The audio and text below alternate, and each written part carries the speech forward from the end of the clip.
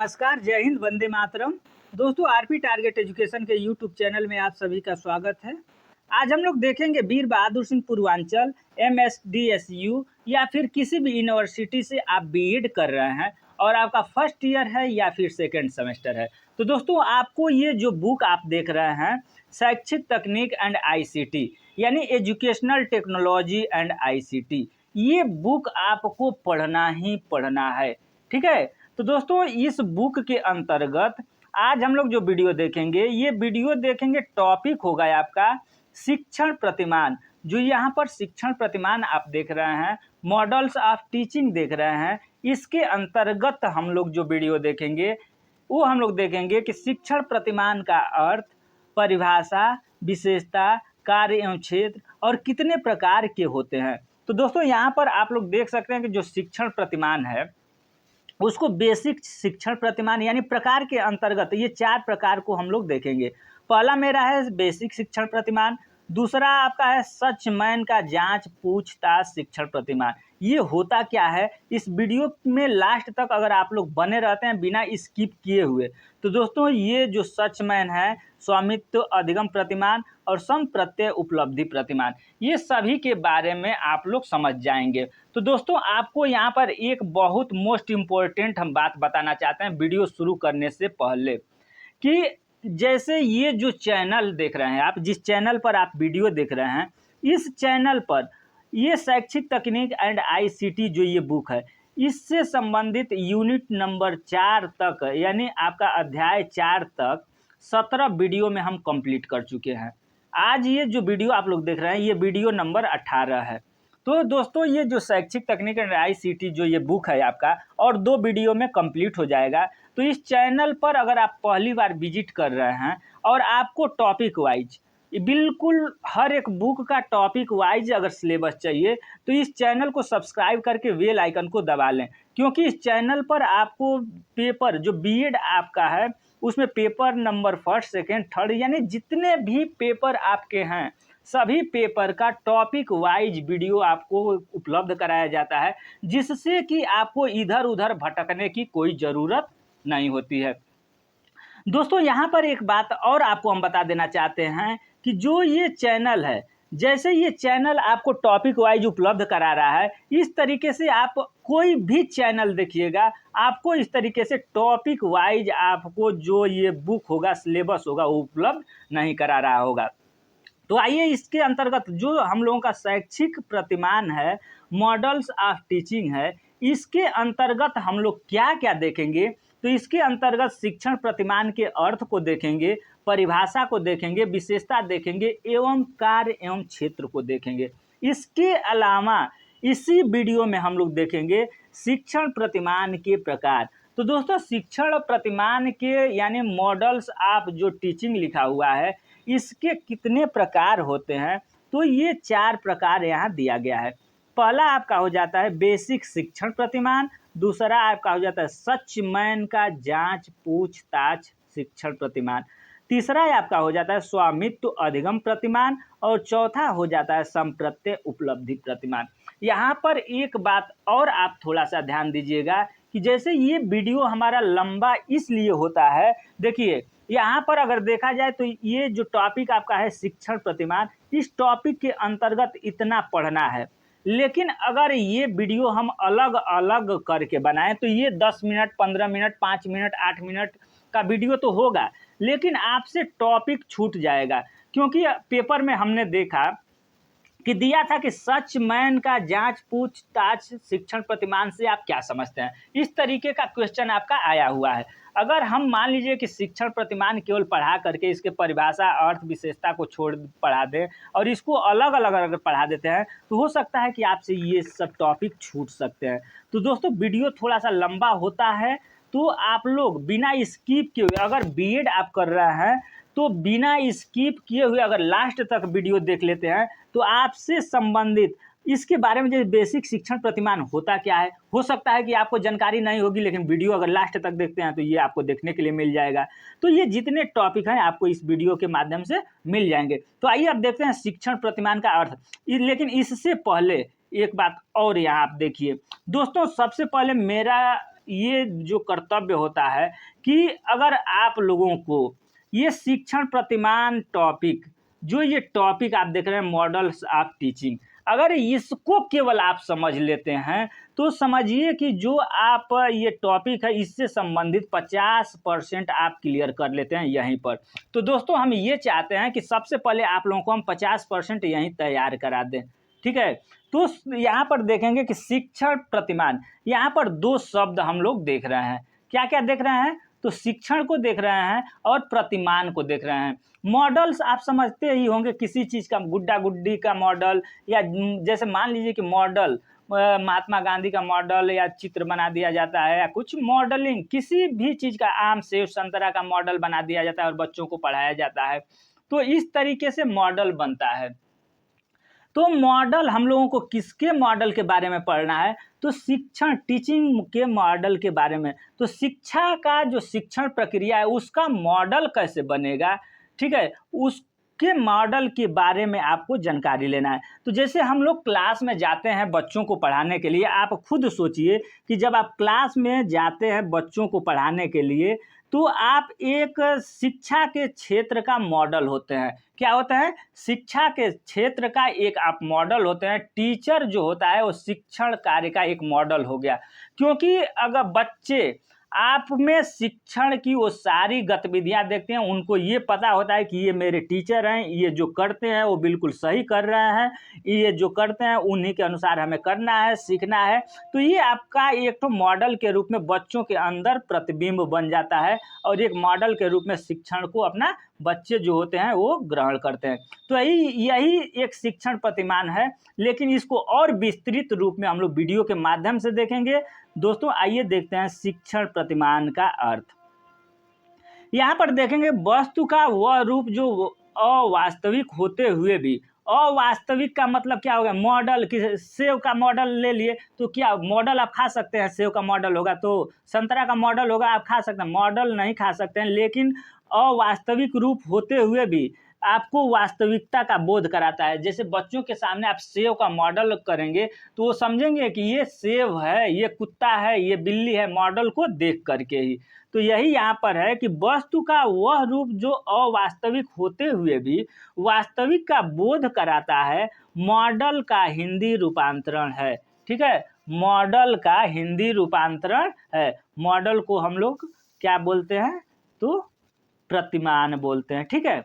अब देखिए, कक्षा में शिक्षण प्रक्रिया में प्रयुक्त होने वाली शिक्षण सहायक सामग्री में प्रतिमान प्रभावशाली सहायक साधन के रूप में प्रयोग किया जा सकता है, ठीक है। दोस्तों थोड़ा सा आप लोग थोड़ा जल्दी हम लोग करेंगे क्योंकि वीडियो बहुत लंबा है, ठीक है। 12 पेज का ये PDF है जिसमें कि हम सभी टॉपिक को उठाया है, तो थोड़ा थोड़ा हम लोग जल्दी करेंगे, ठीक है।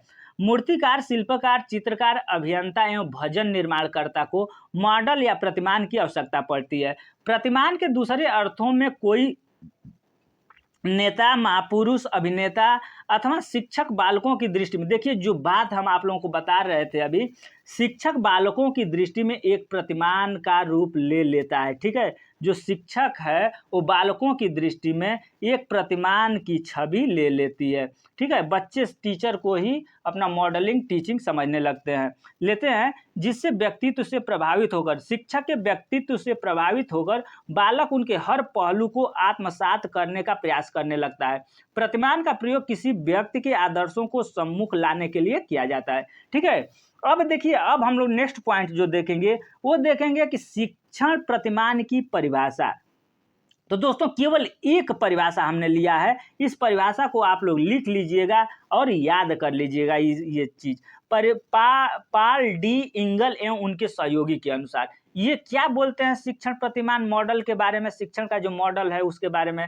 तो शिक्षण प्रतिमान उसे अभिप्राय, विशिष्ट अनुदेशन, आत्मक लक्ष्यों की प्राप्ति के लिए नियमित उपचारात्मक शिक्षण व्यूह रचनाओं में से है, ठीक है। ये क्या है? पॉल डी इंगल के अनुसार है। अब नेक्स्ट देखेंगे शिक्षण प्रतिमानों की विशेषताएं, ठीक है। शिक्षण प्रतिमान मॉडल, शिक्षण के बारे में तो हम लोग समझ लिए कि शिक्षण मॉडल होता क्या है। अब इसके विशेषताओं को हम लोग देख लेते हैं।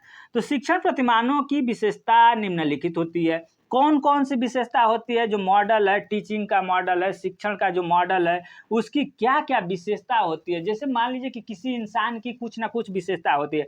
आपके भी नज़र में कोई ऐसा इंसान होगा जिसके गुण आपको अच्छे भी लगते होंगे, कुछ बुरे भी लगते होंगे। तो वो आदमी का जो इंसान है उसकी वो विशेषता है कि ये काम करता है तो आपको अच्छा लगता है। वो उसकी विशेषता है कि वो केवल गुस्सा ही गुस्सा करता है।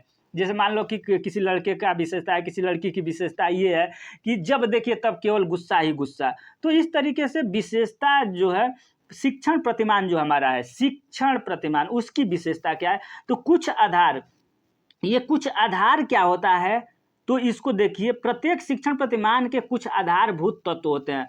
प्रत्येक शिक्षण प्रतिमान के कुछ आधारभूत तत्व होते हैं जिनको दृष्टि में रखते हुए उसका निर्माण किया जाता है, वे आधारभूत तत्व कहलाते हैं। तो कौन कौन वो आधारभूत तत्व हैं? सीखने हेतु उपयुक्त वातावरण का निर्माण, यानी सीखने हेतु उपयुक्त वातावरण का निर्माण करना। दूसरा है शिक्षक एवं विद्यार्थियों के बीच अंतः प्रतिक्रिया का होना। ठीक है, ये सब दो बहुत महत्वपूर्ण क्या है, ये आधार है, विशेषता है। ठीक है, अब दूसरा विशेषता क्या है, शिक्षण प्रतिमान के जो दूसरा विशेषता क्या है, तो उपर्युक्त अनुभव प्रदान करना है। ठीक है, तो इसके अंतर्गत हम लोग देखेंगे कि शिक्षण प्रतिमान की दूसरी विशेषता यह है कि शिक्षक एवं विद्यार्थी दोनों को उपर्युक्त अनुभव प्रदान करता है। स्मरण रहे कि उपर्युक्त पाठ्य वस्तु का चयन करना एवं विद्यार्थियों के सामने आत्मबोध हेतु पेश करना शिक्षण की मुख्य समस्या है। इस बात की पुष्टि उस समय होती है जब अपने शिक्षक विद्यार्थियों के सामने उपर्युक्त अनुभव प्रदान करता है। ठीक है, नेक्स्ट पॉइंट देखेंगे, मौलिक प्रश्नों का उत्तर। ठीक है, मौलिक प्रश्नों का उत्तर भी क्या है, शिक्षण प्रतिमान की एक विशेषता है। तो इसके अंतर्गत हम लोग देखेंगे कि मौलिक प्रश्न, तो शिक्षण प्रतिमान की तीसरी विशेषता यह है कि इसमें सभी मौलिक प्रश्नों का उत्तर मिल जाता है।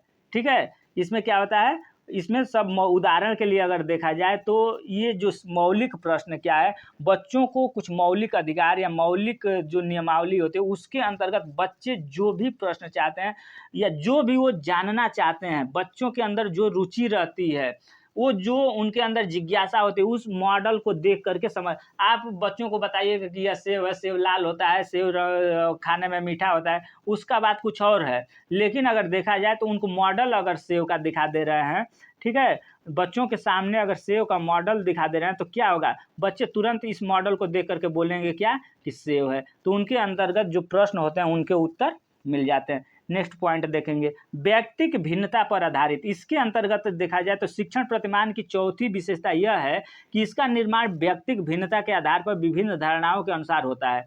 इसी कारण से हम यह देखते हैं कि अपने अपने जीवन दर्शन से प्रभावित होते हुए कोई शिक्षक रटंत स्मृति की एवं कोई प्रत्ययों के स्पष्ट करने को महत्व देते हुए शिक्षण के अलग अलग प्रतिमानों का निर्माण मिलती है। ठीक है, अब देखिए विद्यार्थियों की रुचि एवं उपयोग।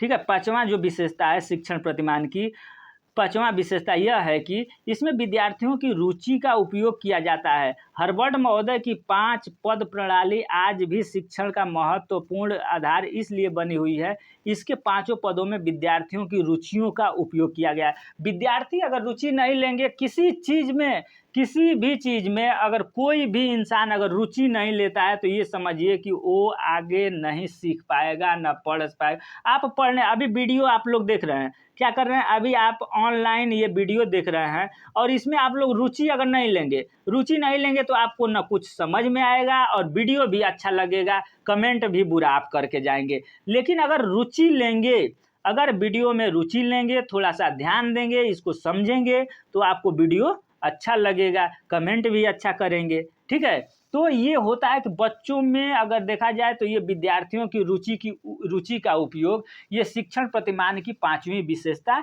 है। अब देखिए दर्शन से प्रभावित, दर्शन से प्रभावित ये शिक्षण प्रतिमान की छठी विशेषता यह है कि प्रत्येक शिक्षण प्रतिमान दर्शन से प्रभावित होते हैं। हम देखते हैं कि जो शिक्षक जिस दर्शन का अनुयायी होता है वह उसी के अनुसार विद्यार्थियों के व्यवहार में परिवर्तन लाने के लिए वैसा ही शिक्षण प्रतिमान का निर्माण करता है।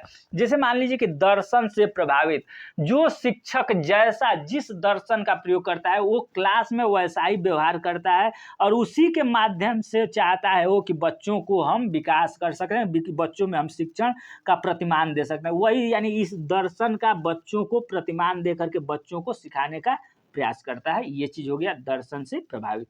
जैसे उदाहरण के लिए देखा जाए तो आदेशवादी शिक्षक, जो शिक्षक केवल आदेश देता है, ठीक है, आदेश पानी लाइए, ये करिए, वो करिए, यानी आदेशात्मक जो शिक्षक होता है वो विद्यार्थियों को आदर्शवादी एवं प्रयोजनवादी शिक्षक उसे प्रयोजनवादी बनाने में, आदर्शवादी अगर देखा जाए तो आदर्शवादी बनाने में, प्रयोजनवादी शिक्षक देखा जाए तो बच्चों को प्रयोजनवादी बनाने में हेतु शिक्षण प्रतिमान का निर्माण अपनी अपनी दार्शनिक विचारधारा के अनुसार करते हैं। दोस्तों जैसे मान लीजिए कि हम लोग अगर संस्कृत विद्यालय में चले जाते हैं तो संस्कृत विद्यालय में देखा जाए तो केवल बच्चों को संस्कृत का पाठ और पंडित चाणक्य इससे संबंधित पढ़ाया जाता है। तो वो संस्कृत के अंतर्गत, इंग्लिश मीडियम स्कूल में चले जाते हैं तो इंग्लिश के माध्यम से वो दर्शन उनका अलग। तो ये सब जो भी दार्शनिक जो है विचारधारा के वो अलग अलग अपने दर्शन के अनुसार प्रतिमान बना करके बच्चों को पढ़ाएं। अब देखिए शिक्षण सूत्र 7वां नंबर पर शिक्षण सूत्र का शिक्षण प्रतिमान में की विशेषता क्या है। तो शिक्षण प्रतिमान की 7वीं विशेषता यह है कि इसका आधार शिक्षण सूत्र होते हैं। ठीक है, क्या होते हैं शिक्षण सूत्र। शिक्षण सूत्र का तो आप लोग जानते हैं कि बहुत, जैसे मान लीजिए कि मैथ ही आप लगा रहे हैं तो मैथ में जो सूत्र होता है उसका क्या महत्वपूर्ण रोल होता है, वैसे ही शिक्षण सूत्र जो है शिक्षण के संबंध में महत्वपूर्ण रोल अपना अदा करता है। ये देखा जाए तो शिक्षण प्रतिमान की एक विशेषता 7वीं विशेषता के अंतर्गत आती है। दूर से शब्दों में शिक्षण सूत्र प्रत्येक शिक्षण प्रतिमान में आधार का कार्य करते हैं तथा विद्यार्थियों में उन शक्तियों को विकसित करते हैं जो उनके व्यक्तित्व को संगठित करने में सहायता करती है। 8वां है अभ्यास तथा साधन। तो अभ्यास एवं साधन के अंतर्गत देखा जाए तो ये विशेषता क्या है। तो शिक्षण प्रतिमान की 8वीं विशेषता यह है कि इसका विकास निरंतर अभ्यास एवं साधन के बलवाद होता है। ठीक है, अतः इसका आधार चिंतन है। जब समस्याओं पर चिंतन एवं आवश्यक प्रयोग करने से धारणाएं स्पष्ट हो जाती है तभी शिक्षण प्रतिमान का विकास संभव होता है। 9वां पॉइंट हम लोग देखेंगे नौवां पॉइंट आप लोग देखेंगे कि मानव योग्यता का विकास। मानव की योग्यता का विकास ये शिक्षण प्रतिमान की 9वीं विशेषता है जिसमें मानव योग्यता के विकास में सहायता करता है, साथ ही इसके द्वारा शिक्षक की सामाजिक क्षमता में वृद्धि होती है। 10वां पॉइंट आपका हो जाता है कि शिक्षण एक कला के रूप में। तो शिक्षण जो है आपका एक कला के रूप में है, ये 10वीं विशेषता है। शिक्षण एक कला के रूप में जाना जाता है, ये शिक्षण की कला को बढ़ावा देते हैं जो सीखने में आती है। 11वां पॉइंट हो जाता है शिक्षक के व्यक्तित्व की गुणात्मक उन्नति। शिक्षण प्रतिमानों की सबसे बड़ी विशेषता यह है कि ये शिक्षक के व्यक्तित्व की गुणात्मक उन्नति करते हैं। अभी हम लोग 11 पॉइंट में शिक्षण प्रतिमान की विशेषता को देखा। अब देखेंगे शिक्षण प्रतिमान के क्षेत्र और कार्य। तो शिक्षण प्रतिमान के क्या कार्य हैं और क्या क्षेत्र हैं इसको अब हम लोग देख लेते हैं। तो यहाँ पर आप देखेंगे कि शिक्षण के प्रतिमान के कार्य। तो प्रतिमान के द्वारा शिक्षण प्रक्रिया को एक नई दिशा प्राप्त होते हैं। इसके प्रयोग से शिक्षक रोचक एवं प्रभावशाली बन जाता है। फिर भी हमारे मन में कुछ भौतिक प्रश्नों का दुर्भाव होने लगता है कि क्यों हमें प्रतिमान बनाने चाहिए, इसके विशेष उद्देश्य क्या हो सकते हैं एवं इसके कार्य एवं क्षेत्र क्या है आदि।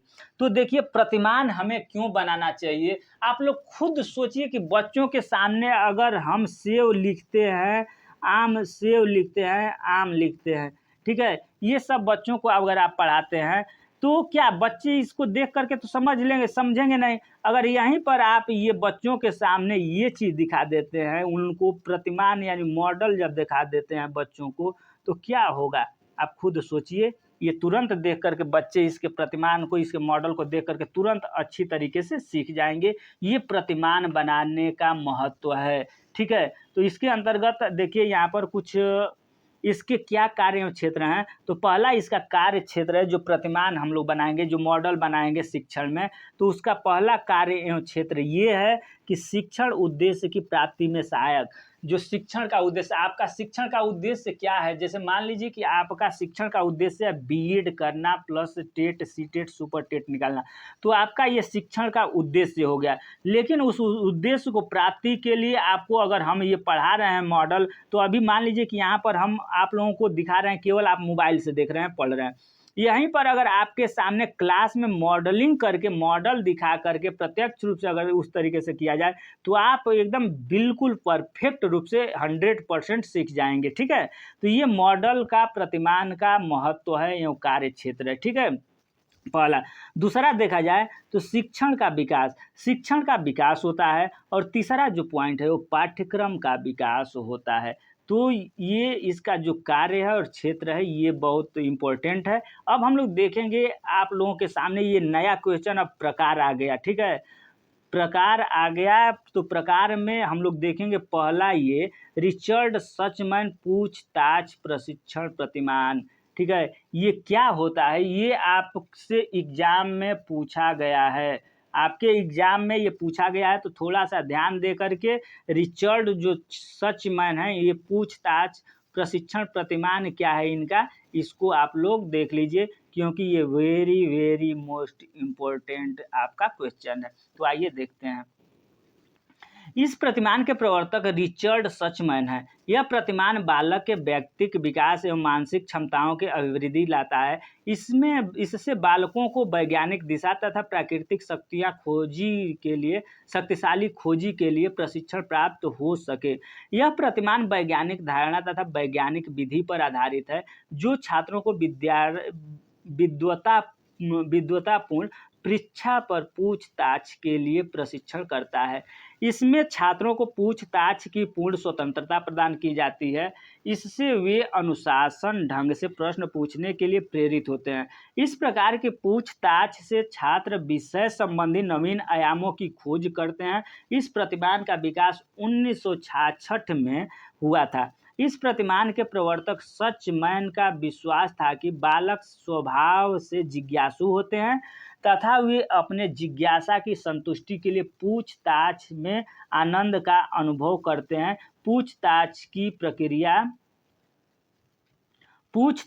प्रक्रिया से बच्चों में पूछताछ के कौशल का विकास होता है। दोस्तों, पूछताछ, ये जो सचमैन का पूछताछ प्रक्रिया है, इसमें क्या बच्चे जिज्ञासु, यानी बच्चे क्या होता है, क्लास में या आपके पास भी देखोगे, वो लोग एक जिज्ञासु होते हैं कि ये कैसे हो गया, ट्रेन पटरी पर चल रही, कैसे चल रहा है, सूर्य कैसे चलता है, चंद्रमा पृथ्वी कैसे घूम रही है, ये सब बच्चों को अगर बताते हैं तो उनके अंदर ये जिज्ञासा होता है, पूछते हैं। ठीक है, तो ये उनकी जिज्ञासा को अगर होती है तो वो बच्चे क्या करते हैं, वो पूछते हैं क्लास में। यही पूछताछ कौशल का विकास है। ठीक है, अब देखिए हम लोग देखेंगे नेक्स्ट पॉइंट। इस संरचना के प्रमुख तथ्यों का वर्णन नीचे प्रस्तुत किया गया है। ठीक है, तो इसमें क्या है कि ये उद्देश्य है, इस प्रतिमान का मुख्य उद्देश्य। ठीक है, सचमैन का पूछताछ प्रशिक्षण के अंतर्गत देखा जाए प्रतिमान, तो इस प्रतिमान का मुख्य उद्देश्य छात्रों में ज्ञानात्मक कौशल का विकास करना है।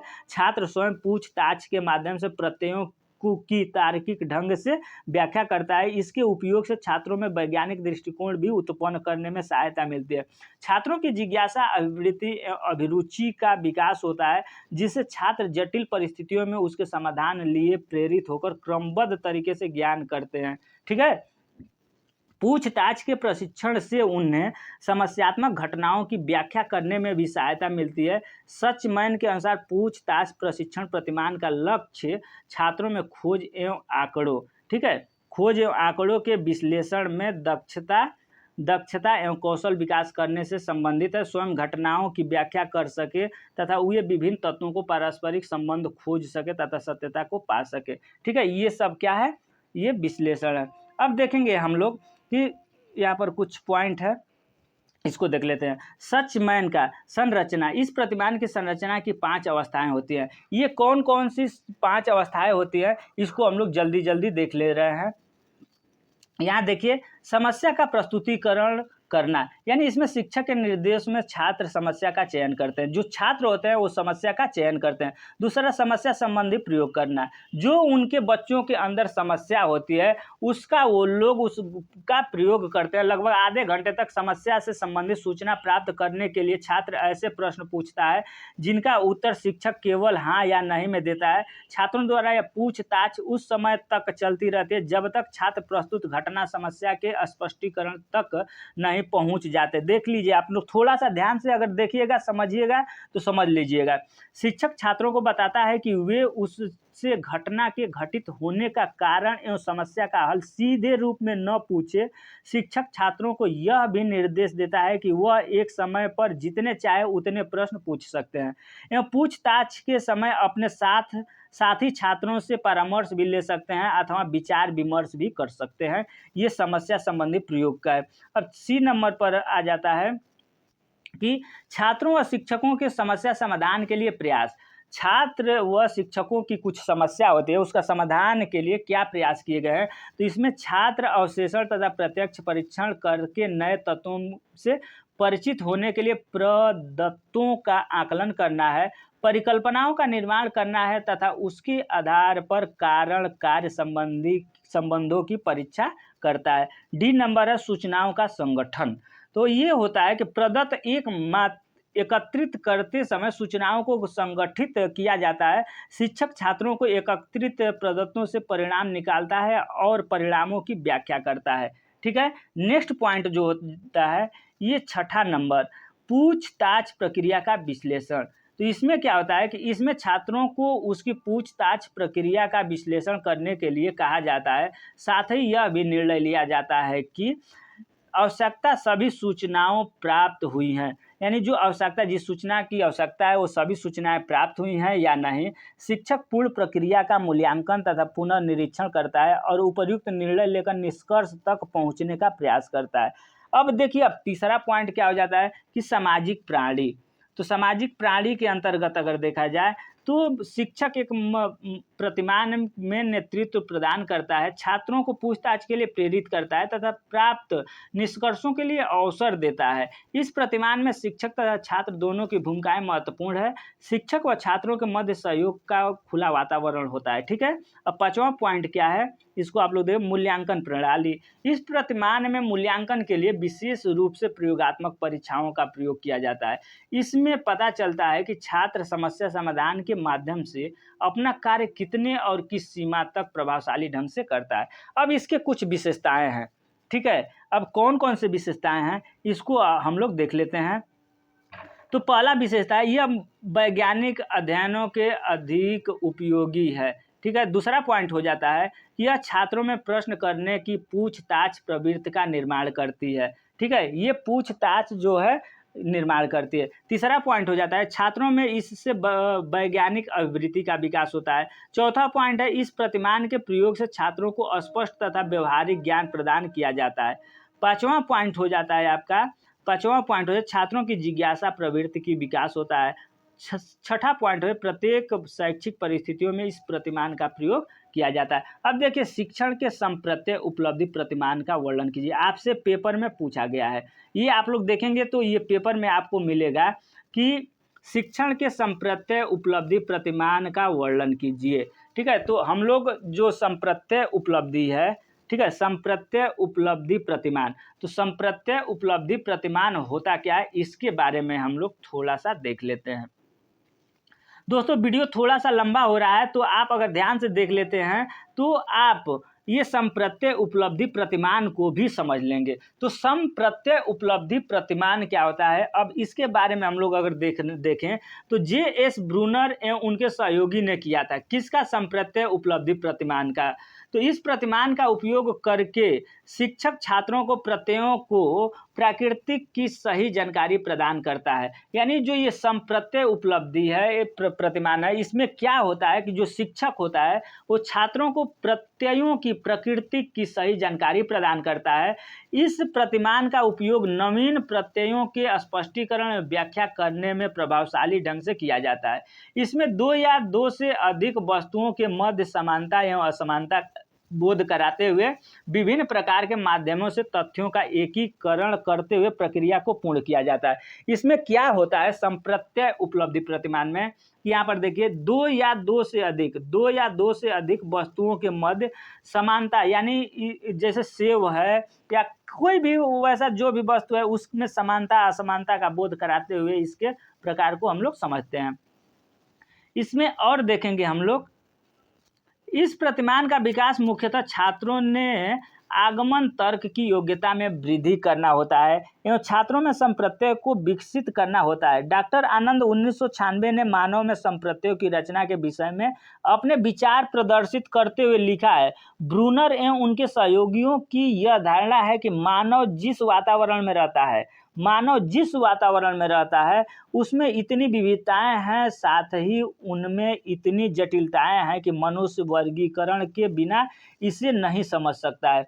इसलिए प्रत्येक मनुष्य अपने वातावरण में पाई जाने वाली वस्तुओं को समझने का प्रयास करता है तथा वस्तुओं का वर्गीकरण करता है। वस्तुओं के इस तरह से वर्गीकरण के फलस्वरूप उनमें संप्रत्यय विकास होता है। क्या होता है, जब वस्तुओं का वर्गीकरण करते हैं तो उनमें संप्रत्यय का विकास होता है। ये संप्रत्यय स्वाभाविक रूप से विकसित होते हैं, फिर भी यह सही संप्रत्यय के विकास के लिए प्रशिक्षण जरूरी हो जाता है। यह प्रतिमान संप्रत्यय विकास करने का एक अच्छा साधन हो गया है। ठीक है, अब देखिए संप्रत्यय उपलब्धि जो प्रतिमान है, संप्रत्यय उपलब्धि प्रतिमान, उसके कुछ प्रमुख तत्व हैं। तो कौन कौन प्रमुख तत्व हैं ये देखिए। संप्रत्यय उपलब्धि प्रतिमान के मुख्य तत्वों का विवरण आगे दिया जा रहा है। वो कौन कौन है, तो पहला उद्देश्य, संप्रत्यय उपलब्धि प्रतिमान के जो तो मुख्य तत्व हैं, प्रमुख तत्व हैं, उसमें पहला उद्देश्य हो जाता है। तो इस प्रतिमान का प्रमुख उद्देश्य छात्रों की आगमन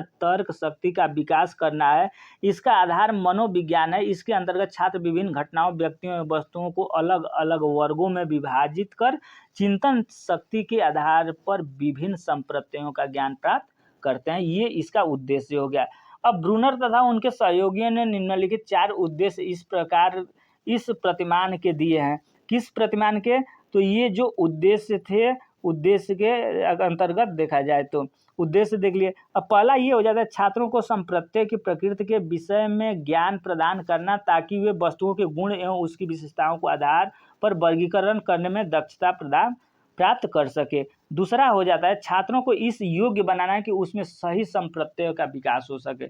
सी नंबर पर छात्रों में विशिष्ट संप्रत्ययों का विकास करना। और डी हो जाता है आपका, छात्रों में चिंतन संबंधी नीतियों का विकास करना। अब देखिए दूसरा जो है, अब तक उद्देश्य हम लोग देखे, अब ये क्या हो जाता है, अब संरचना।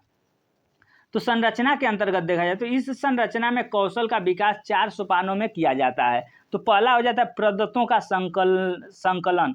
छात्रों के सम्मुख किसी घटना अथवा व्यक्ति से संबंधित विभिन्न तरह के प्रदत्त आंकड़े पेश किया प्रदत्त आंकड़े ठीक है पेश किए जाते हैं। छात्र इन प्रदत्त की मदद से विभिन्न प्रत्ययों का विकास करने हेतु विभिन्न तरह के गुण एवं प्रत्यय में परिसीमित करते हैं। दूसरे शब्द में इस चरण में छात्रों को सूचनाएं प्रदान की जाती है जिससे कि छात्र उदाहरण के माध्यम से प्रत्ययों की जानकारी प्राप्त कर सके। दूसरा हम लोग देखेंगे, तो दूसरा क्या है, नीति विश्लेषण। इस चरण में छात्र प्राप्त सूचनाओं का विश्लेषण करते हैं। अधिकतर यह विश्लेषण यह सामान्यतः विशिष्ट की ओर सूत्र पर आधारित होता है। यानी विशिष्ट, सामान्य से विशिष्ट की ओर एक सूत्र होता है। जैसे बच्चों को सबसे पहले हम लोग सामान्य तरीके से सामान्य रूप दिखाते हैं, उसके बाद उसको विशिष्ट के तरफ ले जाते हैं। तो ये नीति विश्लेषण सामान्य से विशिष्ट की ओर है। अब देखिए प्रस्तुतिकरण। तो प्रस्तुतिकरण के अंतर्गत अगर देखा जाए तो इस सोपान में छात्र अपनी आयु तथा अनुभव के आधार पर विभिन्न तरह के प्रत्ययों और गुणों का विश्लेषण करता है।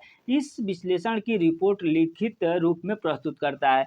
डी नंबर पर देखेंगे तो अभ्यास हो जाता है। अभ्यास का मतलब किसी चीज का बार बार अभ्यास करना। तो इस सोपान में छात्र सीखे हुए प्रत्यय का उपयोग तथा अभ्यास करना, उसका व्याख्या करना तथा असंगठित सूचनाओं के आधार पर संप्रत्यय की रचना करना शामिल है। अब देखिए सामाजिक प्रणाली। सामाजिक प्रणाली में के अंतर्गत देखा जाए तो इसमें शिक्षक छात्रों को प्रेरित करते हैं तथा प्रत्ययों के निर्माण एवं विश्लेषण मार्ग में दर्शन करते हैं। शिक्षक का इस प्रतिमान में महत्वपूर्ण स्थान होता है क्योंकि वही छात्रों के सामने विभिन्न प्रदत्त रखता है, योजना बनाता है, छात्रों को निर्देशित करता है। इसमें शिक्षक का मुख्य उद्देश्य छात्रों को प्रत्यय निर्माण में सहायता देना होता है। चौथा पॉइंट क्या हो जाता है आपका, तो चौथा यहाँ देखेंगे मूल्यांकन प्रणाली। इस प्रतिमान में मूल्यांकन में निम्नलिखित एवं वस्तुनिष्ठ परीक्षाओं की मदद ली जाती है तथा इसके द्वारा मूल्यांकन सुधार तथा परिवर्तन के माध्यम से नवीन प्रत्ययों के विषय में सूचना दी जाती है। इस प्रतिमान के अंतर्गत छात्रों को पूर्व प्रत्येक निष्पक्ष उपलब्धि करानी होती है, न कि नवीन प्रत्ययों की खोज। प्रत्ययों के समुचित बोध के लिए मूल्यांकन प्रणाली अत्यंत उपायदेय है।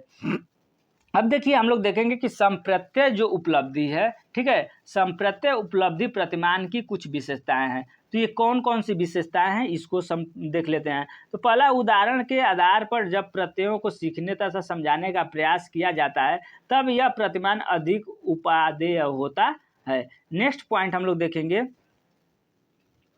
सामान्यीकरण को बढ़ाने हेतु तथ्यों का ज्ञान देने के लिए तथा क्यों का उत्तर देने के लिए, कारण बताने के लिए इस प्रतिमान का प्रयोग नहीं किया जा सकता।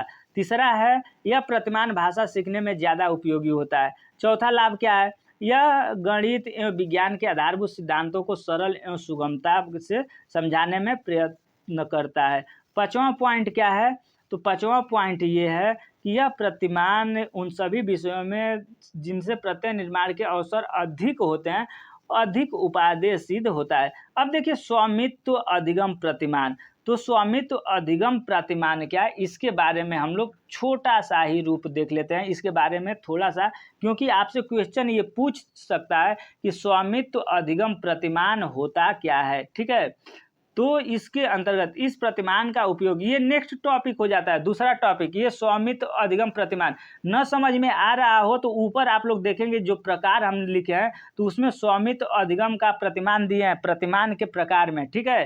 तो ये स्वामित्व अधिगम का प्रतिमान आपसे टॉपिक पूछ सकता है। तो ये टॉपिक स्वामित्व अधिगम का मतलब क्या होता है, तो इस प्रतिमान का उपयोग कक्षा कक्ष शिक्षण परिस्थितियों में अधिगम विशेष पर विद्यार्थियों को स्वामित्व अधिगम कराने में सहायता पहुंचाने के लिए प्रयुक्त किया जा सकता है। जायस एवं विल ने 1980 में शिक्षण प्रतिमान को वर्गीकृत करते हुए इसे व्यवहारपूर्ण प्रणाली के परिवार में स्थान दिया, ठीक है। इस प्रतिमान को B.S. ब्लूम की देन माना जाता है। जो स्वामित्व अधिगम प्रतिमान है इसकी देन किसकी देन मानी जाती है, तो B.S. ब्लूम की देन मानी जाती है। किंतु सर्वप्रथम इसकी संकल्पना जॉन वी कैरोल 1963 में प्रस्तुत की थी और इसी के आधार पर ब्लूम ने स्वामित्व अधिगम प्रतिमान को प्रतिपादित किया। नेक्स्ट अब हम लोग देखेंगे यहाँ आगे क्या है, तो इस प्रतिमान बालक की उपलब्धि स्तर पर खरा न उतरने के कारण तथा उससे बार बार फेल हो जाने के कारण विद्यालय व्यवस्था में अवरोध उत्पन्न होता है और साथ ही साथ बालक व्यक्तित्व गुणों से भी ग्रसित होते हैं जिससे देश की प्रगति में भी बाधा पहुंचती है। इस स्थिति को समाप्त करने का एकमात्र साधन क्या है, तो स्वामित्व अधिगम प्रणाली की व्यवस्था में सम्मिलित कर लिया जाए। तो दोस्तों आपको वीडियो कैसा लगा, वीडियो आपको अच्छा लगा हो तो वीडियो को लाइक करें, शेयर करें तथा चैनल पर अगर पहली बार विजिट कर रहे हैं तो चैनल को सब्सक्राइब करके बेल आइकन को दबा लें। दोस्तों नेक्स्ट जो हमारा टॉपिक होगा आप यहाँ देख सकते हैं, सूचना एवं संप्रेषण तकनीक का अर्थ, परिभाषा, विशेषता एवं महत्व।